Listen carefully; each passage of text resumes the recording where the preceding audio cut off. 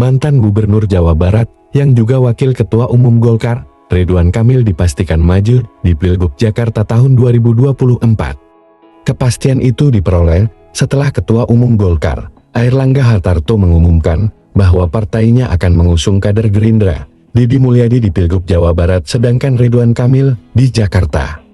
Ridwan Kamil akan diusung Koalisi Indonesia Maju yang terdiri dari Partai Golkar, Gerindra, Demokrat, Partai Amanat Nasional dan PSI.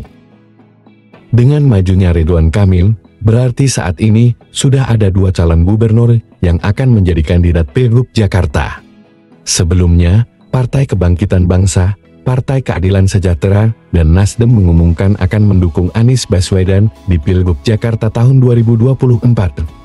3 partai yang merupakan anggota Koalisi Perubahan ini juga pengusung Anies pada Pilpres tahun 2024 lalu.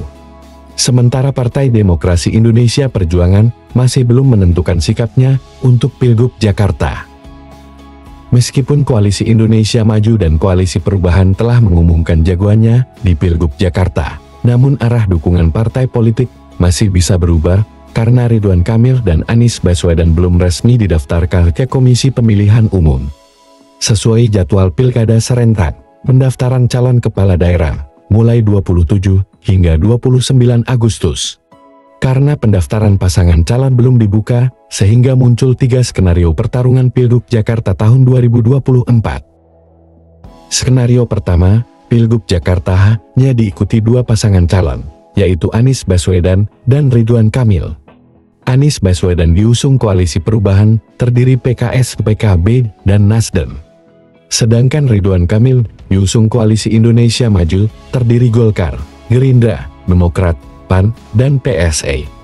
Pada skenario ini, Partai Demokrasi Indonesia Perjuangan bisa bergabung dengan salah satu calon, atau memutuskan tidak mendukung salah satu calon, dan mengambil sikap oposisi. Skenario kedua, Pilgub Jakarta diikuti 3 pasangan calon. Pada skenario ini, Anies Baswedan diusung oleh PKS dan Nasdem. Ridwan Kamil tetap diusung oleh Golkar, Gerindra, PAN, PSI, dan Demokrat. Sedangkan PDIP berkoalisi dengan PKB dan Perindo mengusung Basuki Cahayapurnama alias Ahok atau kader potensial PDIP lainnya. Misalnya, mantan Panglima TNI Jenderal Andika Perkasa atau mantan Gubernur Jakarta, Jarod Saiful Hidayat. Skenario ketiga, Pilgub Jakarta diikuti 1 pasangan calon.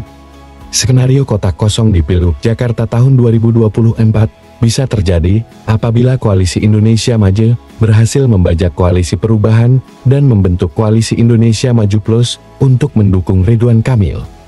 Dengan begitu, maka Anies Baswedan tak punya partai pengusung atau jumlah kursi partai yang tersisa tak cukup untuk mengajukan pasangan calon.